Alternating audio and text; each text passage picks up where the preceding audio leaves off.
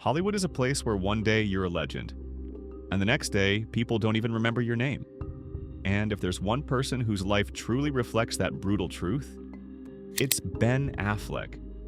A man who won an Oscar at 25, delivered blockbusters, earned the title of Hollywood's Golden Boy.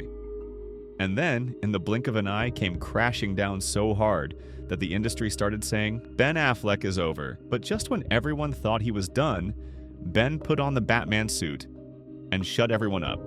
This is the story of Ben Affleck, filled with Oscar glory, the darkness of depression, and a comeback that shook all of Hollywood. Back in 1994, two best friends struggling to make it in the industry wrote a script. That script was Good Will Hunting, and those two friends were Matt Damon and Ben Affleck. The script was so powerful that by 1995, it had reached the big producers. In 1998, Ben and Matt stood on the Oscar stage with trophies in their hands, winning Best Original Screenplay. Just a day before, they were getting rejected in audition lines, and now they were holding the biggest award in the business. Right after the Oscar win, Ben started getting massive offers. Hollywood was already preparing to turn him into the next big action hero, and that's when he landed a lead role in Armageddon. Ben played a young, rebellious hero in a film that was practically made to be a blockbuster. And it worked. Armageddon became the highest-grossing movie of 1998. Ben Affleck had officially become a youth icon. Then came 2001. Michael Bay's ambitious project Pearl Harbor hit the screens, a World War II drama blended with a Titanic-style love triangle. The movie wasn't just a commercial success.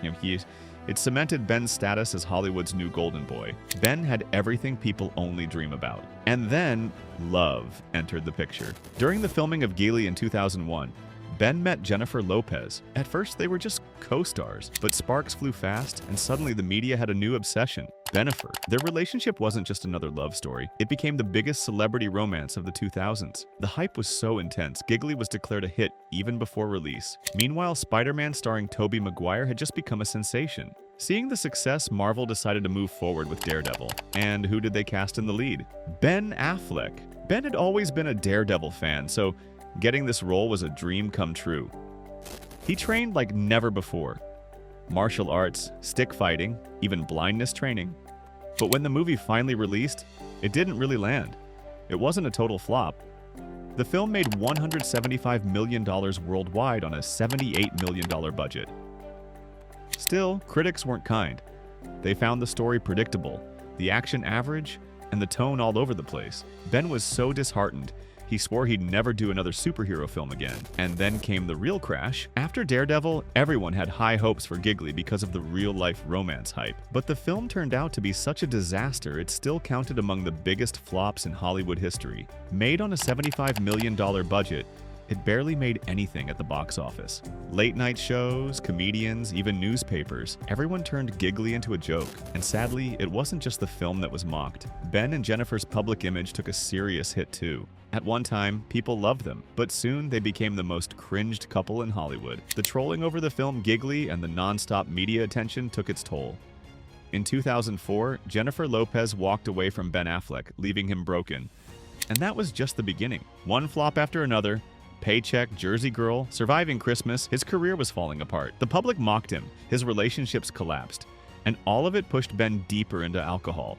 It got so bad that he couldn't function without drinking. He'd even show up to sets with a bottle in his hand. Once he was holding an Oscar. Now all he had was a glass of whiskey. While the world was ignoring Ben, Jennifer Garner entered his life. They got married in 2005. She became his emotional anchor. Slowly he started rebuilding his choices, his personal life, and then came the comeback that shocked Hollywood. Instead of chasing acting gigs, Ben focused on directing. In 2007, he directed Gone Baby Gone.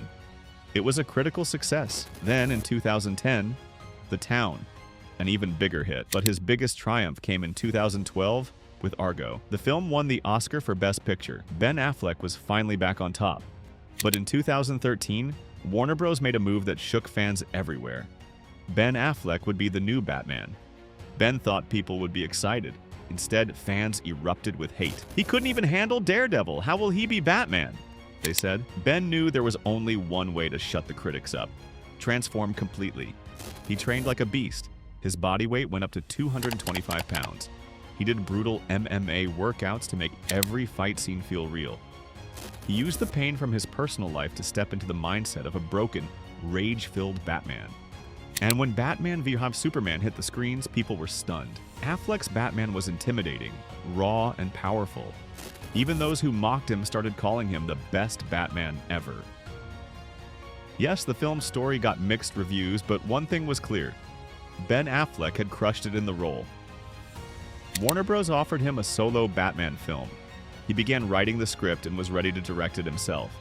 But then came Justice League, and that's where things started falling apart. Director Zack Snyder had to leave the project due to a personal tragedy. Warner Bros. Brought in Joss Whedon, who completely changed the tone. The movie turned into a joke. Ben hated it.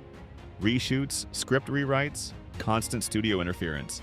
It all messed with his head. When Justice League finally released, fans ripped it apart. But the person who got hurt the most? Ben Affleck. He broke down, started drinking again, stopped talking to people. He was falling apart. But just then, his childhood friend, Matt Damon, stepped in.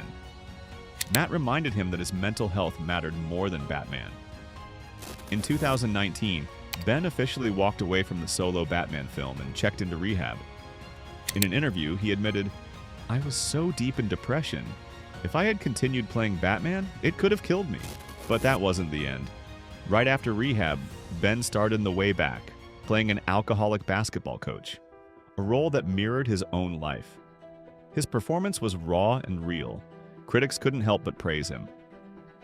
Then came the release of Zack Snyder's Justice League. And finally, people understood. It wasn't Ben's acting that was the problem, it was the direction of the original movie. Snyder's version gave us a serious, commanding Batman, while Whedon's version felt like a joke. Sadly, Warner Bros. Didn't continue with the Snyderverse. James Gunn took over, resetting the entire DC universe. And with that, Ben Affleck officially retired as Batman. But through all this, Ben taught the world one important lesson. Failure is the greatest teacher. He got success early, won an Oscar at 25 with hardly any struggle. But after Giggly flopped, he had to start from zero again and again. He failed, fell, and rebuilt himself. That's how he developed the strength to handle success. So if you're chasing your dreams and all you've met is failure, don't lose hope. Because failure doesn't just teach you how to fall, it teaches you how to rise stronger. Would you want to see Ben Affleck return as Batman? Let us know in the comments. And if you enjoyed this story, hit that subscribe button. We'll keep bringing you more inspiring celebrity journeys like this. Till then, take care of yourself, stay strong, and stay inspired.